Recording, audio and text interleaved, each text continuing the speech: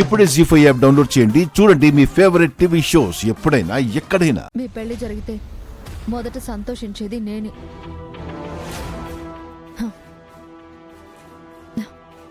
ఎలాగైతేనే నువ్వు బామ్మ పెళ్లి చేసుకున్నారు. మీరు సంతోషంగా ఉండండి. దీనివల్ల అమ్మ నాన్న విడిపోయారు. అదే నా బాధ.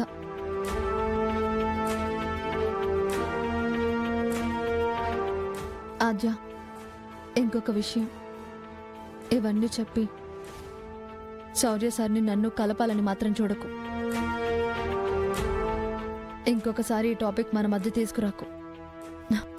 రామా రామా,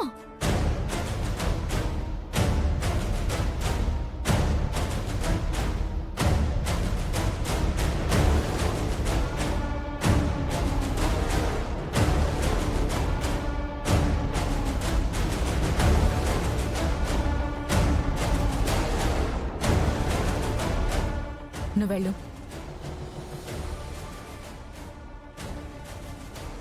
ఎందుకు వచ్చావు? వీడియో డిలీట్ చేశాను, ఫోన్లో లేదని చెప్పాను కదా. ఇంకా నమ్మకం కలగలేదా? నువ్వు ఫోన్లో వీడియోని దొంగలా డిలీట్ చేసావేమో కానీ వాళ్ళ మనసుల్లో ఒకరి మీద ఒకరికున్న ప్రేమ ఎప్పటికీ డిలీట్ చేయలేవు. అది తెలుసుకో. నువ్వు పూర్తిగా తెలుసుకోకుండా మాట్లాడుతున్నావా ఆద్య? నేను రామలక్ష్మి మనసులో శౌర్యపై ఉన్న ప్రేమని ఎప్పుడో డిలీట్ చేసేశాను. శౌర్య పైన సర్వ హక్కులు నాకే ఎప్పుడో మనసులో రాసుకున్నాను. ఓ, అబద్ధాలతో కుట్రలతో శౌర్య మీద రామలక్ష్మికి లేనిపోనివి చెప్పి నమ్మించగలిగావేమో కానీ నీ గురించి శౌర్యకి నిజం తెలుసు కదా. శౌర్యకి నువ్వెప్పటికీ దగ్గర కాలేవు.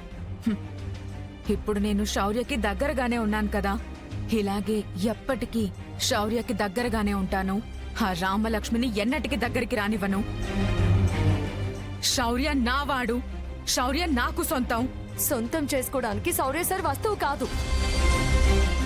అడ్డదారిలో నువ్వు హాకీలో సంపాదించిన ప్లేస్ కాదు శౌర్య. నువ్వెప్పటికీ వాళ్ళిద్దరిని వేరు చేయలేవు. ఈ అస్మితకు సాధ్యం కానిదంటూ ఏమీ లేదాద్యా.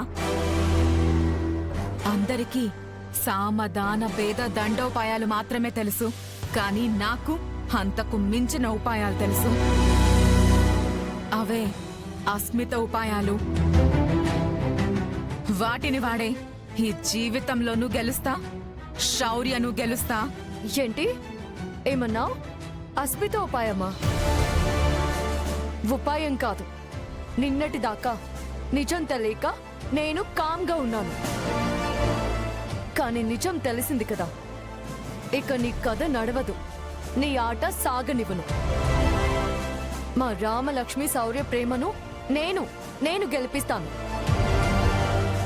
అప్పుడు అసలు ఆట ఏంటనేది నీకు కనపడుతుంది. చూస్తూ ఉండు. చూసుకుందాం. జీ5 యాప్ డౌన్లోడ్ చేసి అన్ని ఎపిసోడ్స్ పూర్తి ఉచితంగా చూడండి.